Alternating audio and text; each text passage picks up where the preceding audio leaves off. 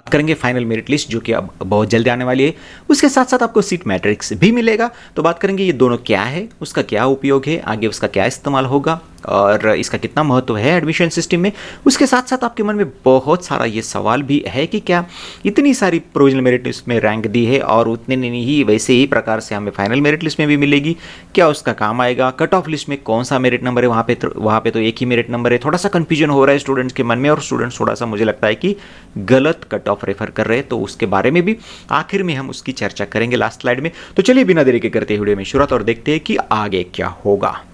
तो दोस्तों मैं आपको बताना चाहता हूं कि अब आपने ग्रीवेंस राइज किए होंगे आज तक, अब कल उस पर होगा निर्णय या फिर चालू भी हुआ होगा। अब जो फाइनल मेरिट लिस्ट के पहले आपके जो ग्रीवेंसेस है उस पर निर्णय लेंगे वो लोग और आपको पता चल जाएगा आपके लॉगिन में अगर पॉजिटिव है, उन्होंने अगर आपका ग्रीवेंस एक्सेप्ट किया है तो फिर आपके अकाउंट्स में वो प्रदर्शित होगा और उसके साथ साथ नई रिसीट कम एक्नॉलेजमेंट भी जनरेट होगी। तो देख लीजिएगा, आप कमेंट्स में बताइएगा कितने स्टूडेंट्स का ग्रीवेंस एक्सेप्ट हुआ है और क्या उनको नई रिसीट कम एक्नॉलेजमेंट मिली है।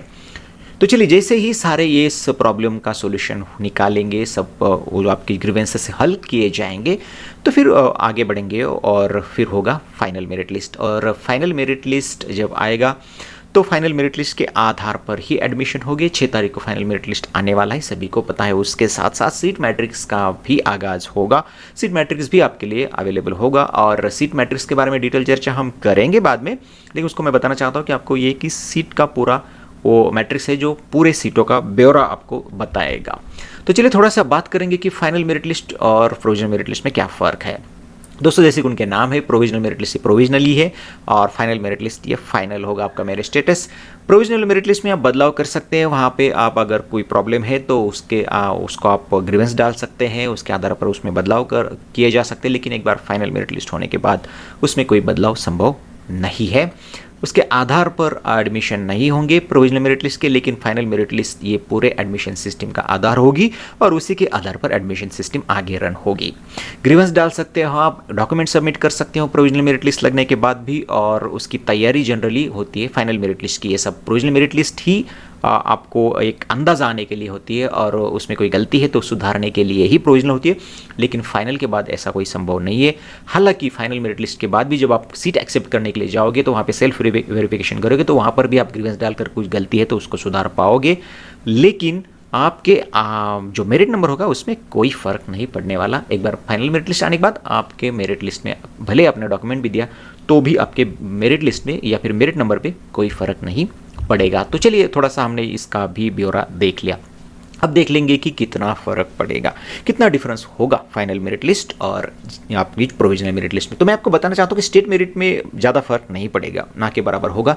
लेकिन कैटेगरी और जो स्पेशल रिजर्वेशन है जैसे कि आपका डिफेंस हुआ हो, EWS हो, तो उसमें फ़र्क आपको पड़ सकता है क्योंकि ग्रीवेंस पीरियड में जो डॉक्यूमेंट आएंगे, जो बदलाव होंगे तो वो उसी में होंगे और फिर उसमें ज़्यादा स्टूडेंट बढ़ सकते हैं और उसका ये हो सकता है कि आपको थोड़ा सा आपके मेरिट पर थोड़ा सा फ़र्क पड़ सकता है। लेकिन मुझे लगता है कि मेरिट जो स्टेट मेरिट है उसमें ज़्यादा फर्क आपका नहीं आएगा।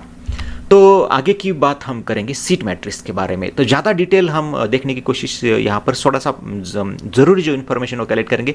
जैसे आएगी सीट मैट्रिक्स, फाइनल में सीट मैट्रिक्स आएगा तो हम उस पर डिटेल चर्चा उस पर समय भी करेंगे। लेकिन मैं आपको सिर्फ यहाँ पर ये बताना चाहता हूँ कि सीट मैट्रिक्स जनरली ये होता है कि आपको उस पर्टिकुलर एक कॉलेज का पूरे सीट का डिस्ट्रीब्यूशन यहाँ पर मिलता है। कि अभी देख लीजिए भारतीय विद्यापीठ का जो है उसके फार्मेसी का सैंक्शन इंटेक यानी उनका इंटेक कितना है तो 60 जगह है सैंक्शन इंटेक, ऐसा बोल दे तो। और उसमें से महाराष्ट्र सीट होगी 39, ऑल इंडिया लेवल पर 9 सीट भरी जाएगी और इंस्टीट्यूट यानी मैनेजमेंट कोटे के लिए 12 सीट चली जाएगी। बाकी के सीटों का जो ब्यौरा है वहाँ पर दिया है। होम यूनिवर्सिटी में कितने सीट्स होगी, अगर नॉन ऑटोनोमस कॉलेज है तो नॉन ऑटोनॉमस कॉलेज में होम यूनिवर्सिटी और अदर देन होम यूनिवर्सिटी पर डिस्ट्रीब्यूशन होता है सीट का। बाकी के कॉलेजेस में यानी जो ऑटोनॉमस कॉलेज वहाँ पे स्टेट लेवल पर होती है। यहाँ पर आपको ये नहीं दिखाई देगा, यहाँ पे स्टेट लेवल दिखाई देगा।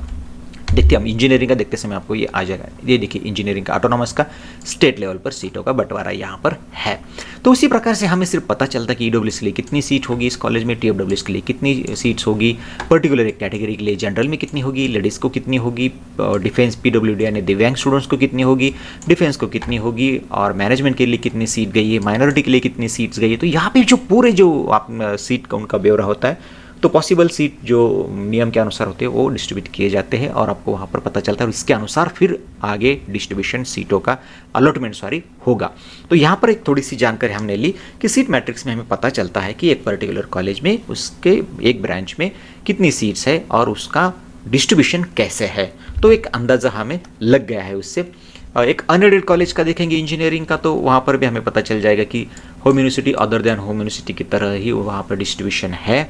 और फिर यहाँ पर हमें पता चलेगा सैंक्शन इंटेक इतना है, उसमें महाराष्ट्र की सीट इतने और ऑल इंडिया के लिए इतनी गई ही, माइनॉरिटी नहीं है, माइनॉरिटी कॉलेज है तो ही वहाँ पर उसकी सीट्स होगी। इंस्टीट्यूट के लिए 36 सीट है, बाकी की सीट का यहाँ पर ब्यौरा दिया है। तो चलिए हमने ये बात देख ली कि home university other than home university किससे है, नॉन ऑटोनॉमस कॉलेज को है। स्टेट लेवल पर किसका होता है, तो ऑटोनॉमस कॉलेज का डिस्ट्रीब्यूशन होता है। आपको ये सीट मैट्रिक्स में सारा रिफ्लेक्ट होगा। चलो अपने महत्वपूर्ण क्वेश्चन की तरफ मुड़ते हैं।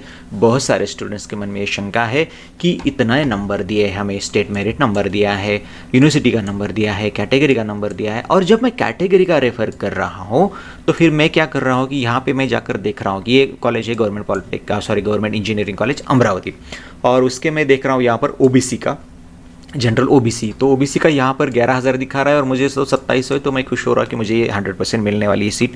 लेकिन दोस्तों मैं आपको बताना चाहता हूँ कि ये जो नंबर है, ये पहले भी हमने ये वीडियो में डिस्कस किया है कि ये नंबर जो है ये स्टेट जनरल मेरिट नंबर है ओबीसी के स्टूडेंट का। तो बहुत सारे स्टूडेंट्स के मन में ये शंका आ रही कि यहाँ पे अगर स्टेट लेवल मेरिट से एडमिशन करने वाले हो तो फिर क्या फ़ायदा है ओबीसी के मेरिट नंबर देने का, या फिर इतने सारे मेरिट नंबर देने का।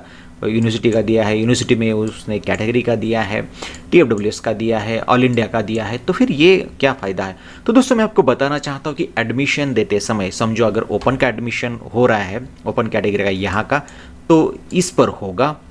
अगर यहाँ का एडमिशन हो रहा है तो इस पर ही होगा।